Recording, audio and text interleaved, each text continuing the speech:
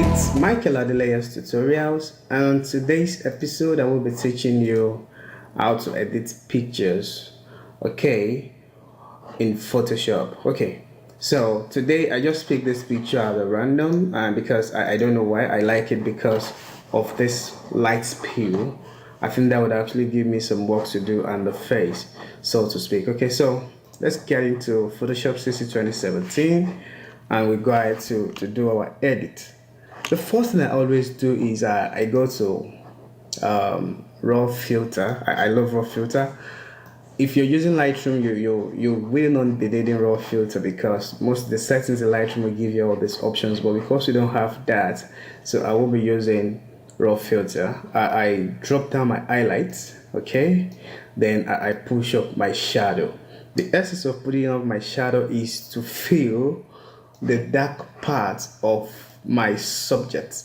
So when I fill the dark part of my subject, you can see that I have more details to work with. So that is the most important thing. The essence of all of this is to make sure you have a pop image and you don't lose so much details. Okay, so one, I like to drop down my black, but when I start seeing this, warnings, they are telling me that those parts are very dark, so I try to move it back to a point where I have normal look. Then I increase my contrast, because contrast will make your picture pops. So I increase my contrast a little bit.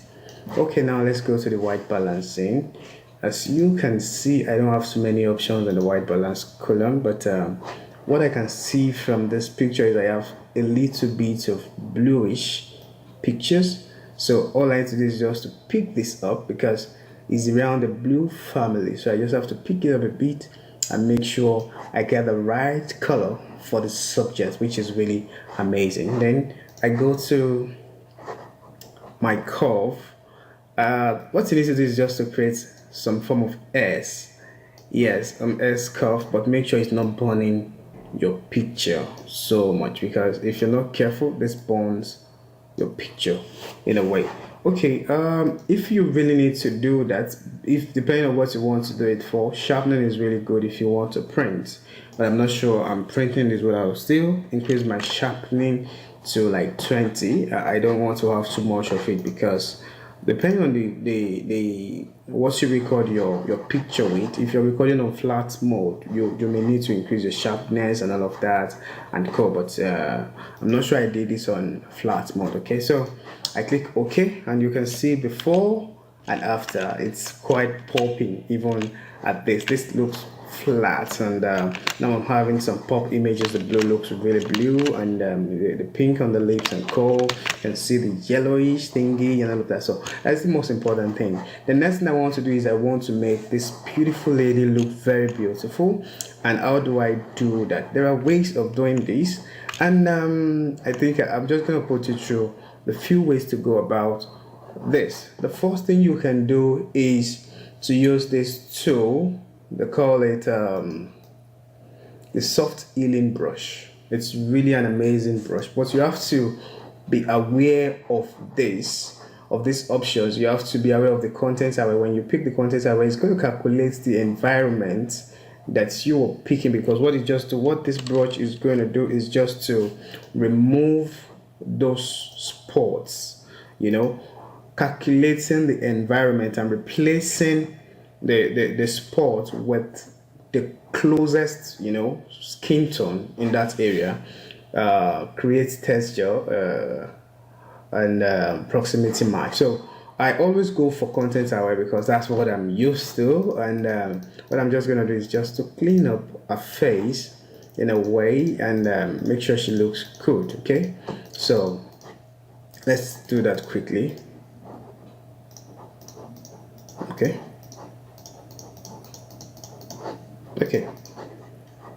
that's really good. That's really good. Okay, the next thing I'm gonna do is to make my pictures look more poppy and get a pop picture.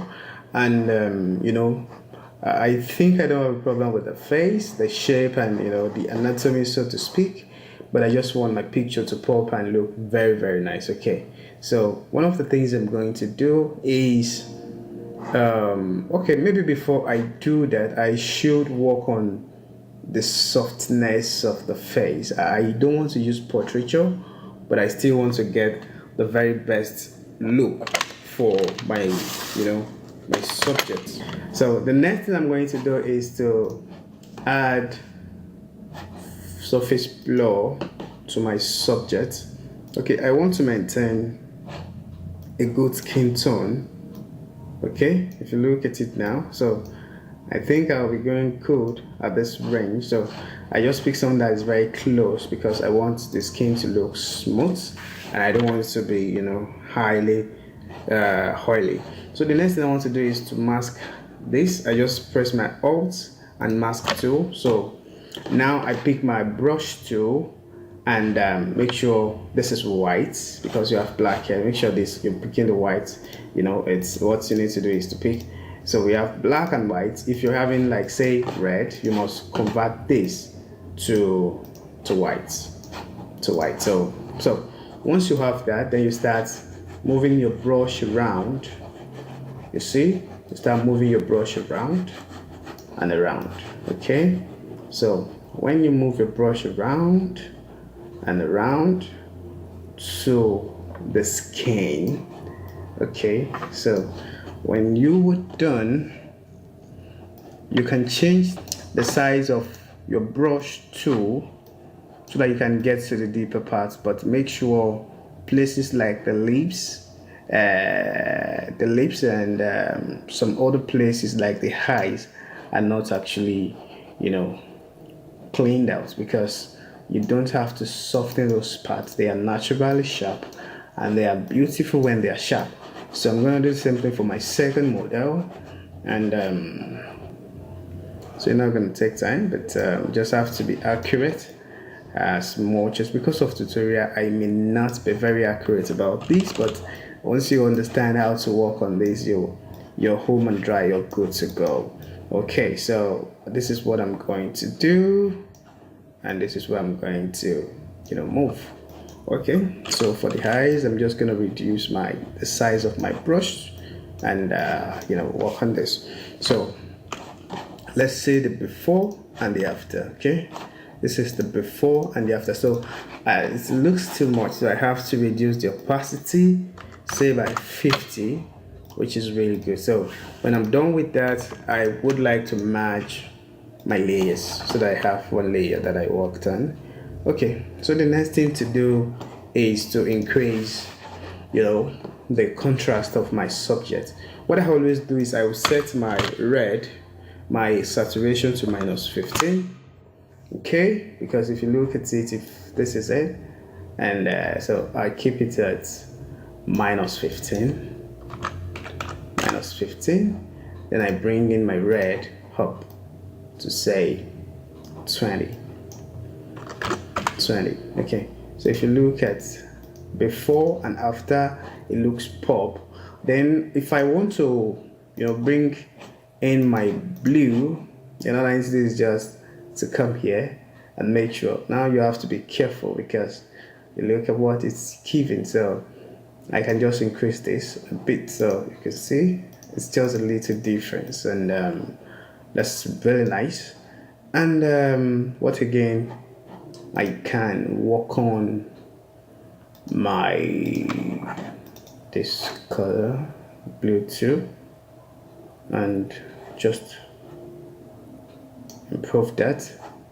The yellow, I don't know if this will work, but okay,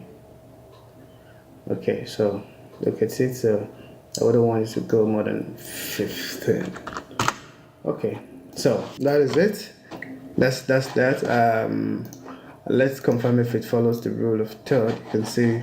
So to get my rule of third, I just need to bring this in a bit and create a leading space in front, which I can actually attach to whatever I want to add to it. The light leak is really amazing because it looks natural, and we can actually see that these are light that are powering the environment, which is really good. So okay, the next thing I would want to do is to boost my levels.